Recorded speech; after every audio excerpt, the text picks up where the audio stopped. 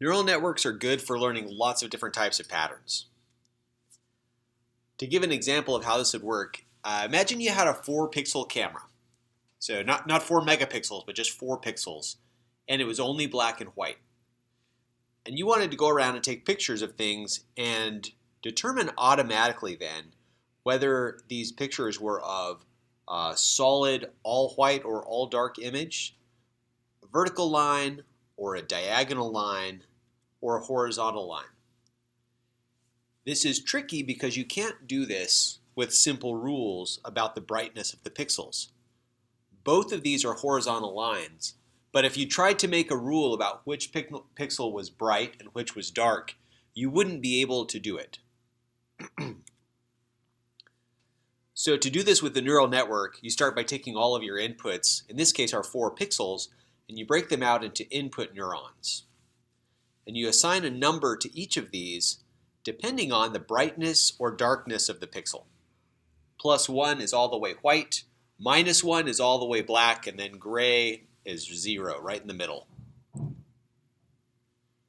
So these values, once you have them broken out and listed like this on the input neurons, it's also called the input vector or array. It's just a list of numbers that represents your inputs right now. It's a useful notion to think about the receptive field of a neuron. All this means is what set of inputs makes the value of this neuron as high as it can possibly be. For input neurons, this is pretty easy. Each one is associated with just 1 pixel, and when that pixel is all the way white, the value of that input neuron is as high as it can go. The black and white checkered areas show pixels that an input neuron doesn't care about. If they're all the way white or all the way black, it still doesn't affect the value of that input neuron at all. Now, to build a neural network, we create a neuron. The first thing this does is it adds up all of the values of the input neurons. So in this case, if we add up all of those values, we get a 0.5. Now to complicate things just a little bit, each of the connections are weighted, meaning they're multiplied by a number. That number can be 1 or -1 or anything in between. So for instance, if something has a weight of -1, it's multiplied and you get the negative of it, and that's added in. If something has a weight of 0, then it's effectively ignored. So here's what those weighted connections might look like. And you'll notice that after the values of the input neurons are weighted and added, the final value is completely different. Graphically, it's convenient to represent these weights as white links being positive weights, black links being negative weights, and the thickness of the line is roughly proportional to the magnitude of the weight. Then, after you add the weighted input neurons, they get squashed. And I'll show you what that means. You have a sigmoid squashing function. Sigmoid just means S-shaped. And what this does is you put a value in, let's say 0.5, and you run a vertical line up to your sigmoid and then a horizontal line over from where it crosses. And then where that hits the y-axis, that's the output of your function. So in this case, slightly less than 0.5. It's pretty close. As your input number gets larger, your output number also gets larger but more slowly. And eventually, no matter how big the number you put in, the answer is always less than 1. Similarly, when you go negative, the answer is always greater than -1. So this ensures that that neuron's value never gets outside of the range of +1 to -1, which is helpful for keeping the computations in the neural network bounded and stable. So after you sum the weighted values of the neurons and squash the result, you get the output. In this case, 0.746. That is a neuron. So we can collapse all that down, and this is a neuron that does a weighted sum and squash the result. And now instead of just one of those, assume you have a whole bunch. There are 4 shown here, but there could be 400 or 4 million.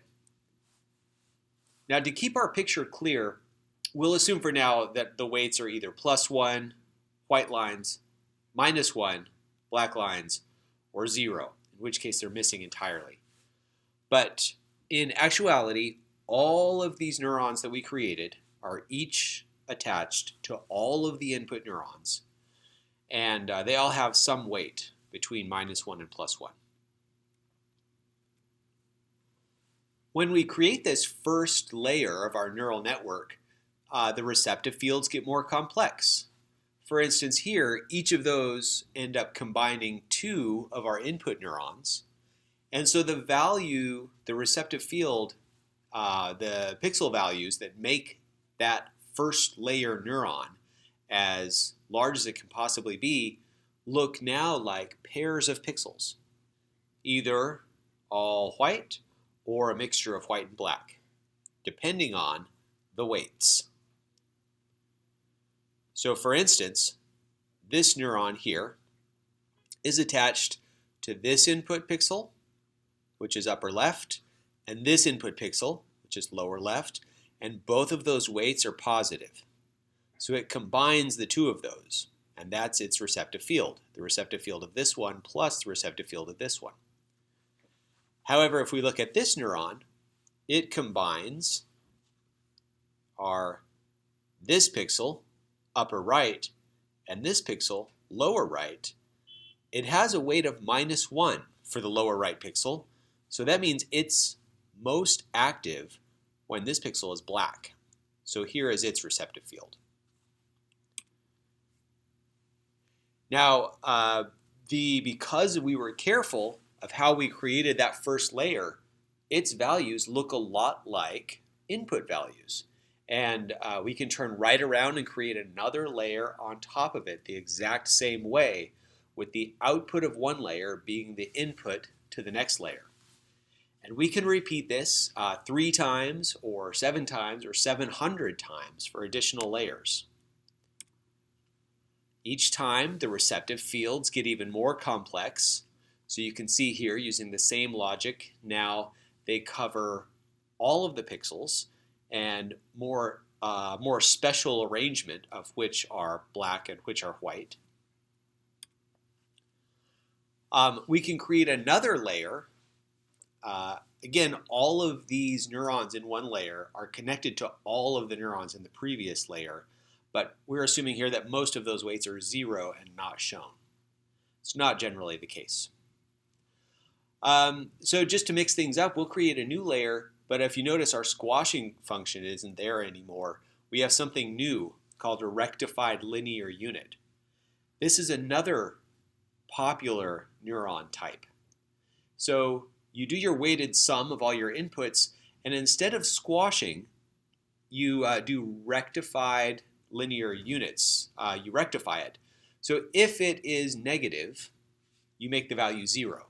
If it's positive, you keep the value. This is obviously very easy to compute, and it turns out to have very nice stability properties for neural networks as well in practice. So after we do this, because some of our weights are positive and some are negative, connecting to those rectified linear units, we get receptive fields and their opposites. If you look at the patterns there. And then finally, when we've created as many layers with as many neurons as we want, we create an output layer. Here, we have 4 outputs that we're interested in. Is the image solid, vertical, diagonal, or horizontal? So to walk through an example here of how this would work, let's say we start with this input image shown on the left. Dark pixels on top, white on the bottom. As we propagate that to our input layer, this is what those values would look like. The top pixels, the bottom pixels. As we move that to our first layer, we can see The combination of a dark pixel and a light pixel summed together get us 0, gray. Whereas down here we have the combination of a dark pixel plus a light pixel with a negative weight. So that gets us a value of -1 there, which makes sense because if we look at the receptive field here, upper left pixel white, lower left pixel black, it's the exact opposite of the input that we're getting. And so we would expect its value to be as low as possible, -1. As we move to the next layer, we see the same types of things, combining zeros to get zeros, combining a negative and a negative with a negative weight, which makes a positive, to get a 0. And here we have combining two negatives to get a negative. So again, you'll notice the receptive field of this is exactly the inverse of our input. So it makes sense that its weight would be negative, or its value would be negative. And we move to the next layer. All of these, of course, these zeros propagate forward.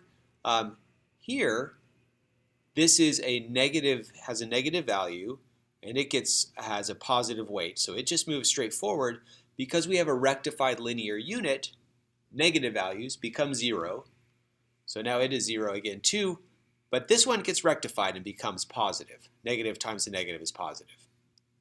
And so when we finally get to the output, we can see they're all 0 except for this horizontal, which is positive, and that's the answer. Our neural network said this is an image of a horizontal line. Now, neural networks usually aren't that good, not that clean. So there's a notion of, with an input, what is truth? In this case, the truth is this has a 0 for all of these values, but a 1 for horizontal. It's not solid, it's not vertical, it's not diagonal. Yes, it is horizontal. An arbitrary neural network will give answers that are not exactly truth. They might be off by a little or a lot. And then the error is the magnitude of the difference between the truth and the answer given. And you can add all these up to get the total error for the neural network. So the whole idea with learning and training is to adjust the weights to make the error as low as possible. So the way this is done is we put an image in, we calculate the error at the end, then we look for how to adjust those weights higher or lower to either make that error go up or down. And we, of course, adjust the weights in the way, then make the error go down. Now, the problem with doing this is each time we go back and calculate the error, we have to multiply all of those weights by all of the neuron values at each layer. And we have to do that again and again once for each weight. This takes forever in computing terms, on a computing scale, and so it's not a practical way to train a big neural network. You can imagine instead of just rolling down to the bottom of a simple valley, we have a very high dimensional valley, and we have to find our way down. And because there are so many dimensions, one for each of these weights, that the computation just becomes prohibitively expensive. Luckily, there was an insight that lets us do this in a very reasonable time. And that's that if we're careful about how we design our neural network, we can calculate the slope directly, the gradient. We can figure out the direction that we need to adjust the weight without going all the way back through our neural network and recalculating. So just to review, the slope that we're talking about is when we make a change in weight, the error will change a little bit. And that relation of the change in weight to the change in error is the slope. Mathematically, there are several ways to write this. We'll favor the one on the bottom. It's technically most correct. We'll call it DEDW for shorthand. Every time you see it, just think the change in error when I change a weight, or the change in the thing on the top when I change the thing on the bottom. This does get into a little bit of calculus. We do take derivatives. That's how we calculate slope. If it's new to you, I strongly recommend a good semester of calculus just because the concepts are so universal. And a lot of them have very nice physical interpretations, which I find very appealing. But don't worry. Otherwise, just gloss over this and pay attention to the rest, and you'll get a general sense for how this works.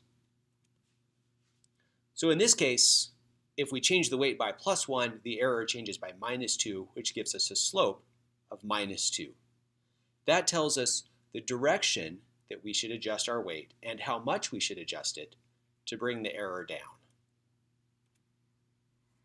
Now to do this, you have to know what your error function is. So assume we had an error function that was the square of the weight, and you can see that our weight is right at -1. So the first thing we do is we take the derivative, change in error, divided by change in weight, dE dw. The derivative of weight squared is 2 times the weight. And so we plug in our weight of -1, and we get a slope, dE dw, of -2. Now the other trick that lets us do this with deep neural networks is chaining. And to show you how this works, imagine a very simple trivial neural network with just one hidden layer, one input layer, one output layer, and one weight connecting each of them. So it's obvious to see that the value y is just the value x times the weight connecting them, w1. So if we change w1 a little bit, we just take the derivative of y with respect to w1, and we get x. The slope is x. If I change w1 by a little bit, then y will change by x times the size of that adjustment. Similarly, for the next step, we can see that e is just the value y times the weight w2. And so when we calculate dE dy, it's just w2. Because this network is so simple, we can calculate from one end to the other. X times w1 times w2 is the error e. And so if we want to calculate how much will the error change if I change w1, we just take the derivative of that with respect to w1 and get x times w2. So this illustrates, you can see here now, that what we just calculated is actually the product of our first derivative that we took, the dy dw1, times the derivative for the next step, dE dy, multiplied together. This is chaining. You can calculate the slope of each tiny step and then multiply all of those together to get the slope of the full chain, the derivative of the full chain. So in a deeper neural network, what this would look like is if I want to know how much the error will change if I adjust a weight that's deep in the network, I just calculate the derivative of each tiny little step all the way back to the weight that I'm trying to calculate, and then multiply them all together. This computationally is many, many times cheaper than what we had to do before of recalculating the error for the whole neural network for every weight. Now, in the neural network that we've created, there are several types of backpropagation we have to do. There are several operations we have to do. For each one of those, we have to be able to calculate the slope. So for the first one is just a weighted connection between two neurons, A and B. So let's assume we know the change in error with respect to B. We want to know the change in error with respect to A. To get there, we need to know dB dA. So to get that, we just write the relationship between B and A, take the derivative of B with respect to A, we get the weight, W, and now we know how to make that step. We know how to do that little nugget of backpropagation. Another element that we've seen is sums. All of our neurons sum up a lot of inputs. To take this backpropagation step, we do the same thing. We write our expression, and then we take the derivative of our endpoint, z, with respect to our step that we're propagating to A, and dz/dA in this case is just 1, which makes sense. If we have a sum of a whole bunch of elements, we increase one of those elements by 1, we expect the sum to increase by 1. That's the definition of a slope of 1. One-to-one relation there. Another element that we have that we need to be able to backpropagate is the sigmoid function. So this one's a little bit more interesting mathematically. We'll just write it shorthand like this, the sigma function. It is entirely feasible to go through and take the derivative of this analytically and calculate it. It just so happens that this function has a nice property that to get its derivative, you just multiply it by 1 minus itself. So this is very straightforward to calculate. Another element that we've used is the rectified linear unit. Again, to figure out how to backpropagate this, we just write out the relation. B is equal to A if A is positive, otherwise it's 0. And piecewise, for each of those, we take the derivative. So dB/dA is either 1 if A is positive or 0. And so with all of these little backpropagation steps and the ability to chain them together, we can calculate the effect of adjusting any given weight on the error for any given input. And so to train, then, we start with a fully connected network. We don't know what any of these weights should be, and so we assign them all random values. We create a completely arbitrary random neural network. We put in an input that we know the answer to. We know whether it's solid, vertical, diagonal, or horizontal, so we know what truth should be, and so we can calculate the error. Then we run it through, calculate the error, and using backpropagation, go through and adjust all of those weights a tiny bit in the right direction. And then we do that again with another input, and again with another input for, if we can get away with it, many thousands or even millions of times. And eventually, all of those weights will gravitate, they'll roll down that many-dimensional valley to a nice low spot in the bottom where it performs really well and does pretty close to truth on most of the images. If we're really lucky, it'll look like what we started with intuitively understandable receptive fields for those neurons and a relatively sparse representation, meaning that most of the weights are small or close to 0. And it doesn't always turn out that way, but what we are guaranteed is that it'll find a pretty good representation of the best that it can do adjusting those weights to get as close as possible to the right answer for all of the inputs. So what we've covered is just a very basic introduction to the principles behind neural networks. I haven't told you quite enough to be able to go out and build one of your own, but if you're feeling motivated to do so, I highly encourage it. Here are a few resources that you'll find useful. You'll want to go and learn about bias neurons. Dropout is a useful training tool. There are several resources available from Andrej Karpathy, who is an expert in neural networks and great at teaching about it. Also, there's a fantastic article called The Black Magic of Deep Learning that just has a bunch of practical from the trenches tips on how to get them working well. If you found this useful, I highly encourage you to visit my blog and check out several other How It Works style posts. And the links for these slides you can get as well to use however you like. There's also a link to them down in the comments section. Thanks for listening.